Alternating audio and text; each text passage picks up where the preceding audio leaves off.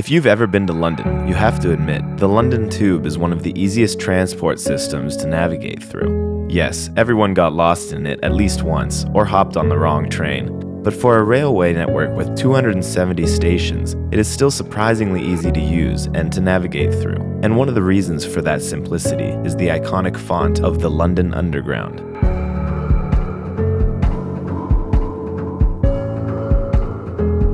Apart from being the oldest metro system in the world, the London Underground is also famous for its exemplary navigation design. Alongside one of the most recognized logos in the world, the roundel, a great part of underground branding is its iconic typeface called Johnston, an iconic font that has guided Londoners and tourists through the city's complex transport system for over a century now. In the early 20th century, the development of modern cities and transportation systems needed new tools to help people to easily navigate through big cities. The new urban life needed new visual forms to communicate with people and help them to adapt to new changes.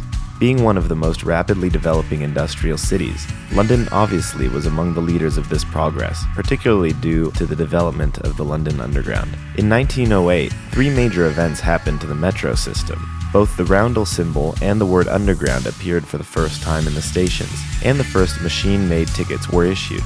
These events were a part of the Great Rescue Plan developed by Frank Pick, London Underground's publicity officer of that time. The London Metro network was torn between different line owners, and Pick's goal was to make the network appear as one united transport service in the mind of Londoners. This was the birth of the Underground brand, and calligrapher Edward Johnston was commissioned to create a typeface that would be as visually striking as the roundel logo itself. In 1916, this new typeface started to appear around the city. Johnston was sure that the most important letter in the alphabet was O. Along with the letter I, O is the purest character and drives the form of all other letters. Johnston was inspired by one of the most important artifacts carrying the essence of Roman civilization and alphabet, the Trajan column. Constructed in 117 AD and located in Rome, the column has an inscription of 6 lines of letters.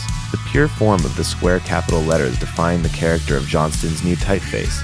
It was meant to stand out from the chaotic visual noise of the modern city.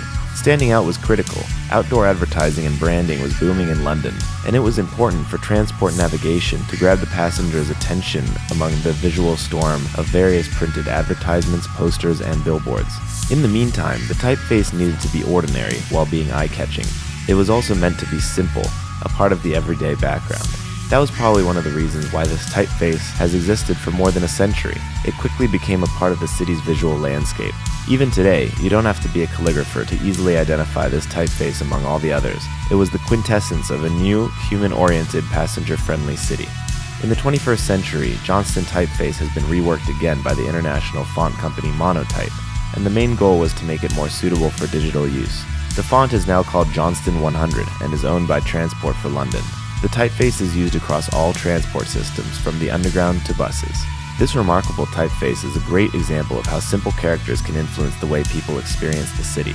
It is the voice of London, helping millions of commuters every day to comfortably find their way around the busy city.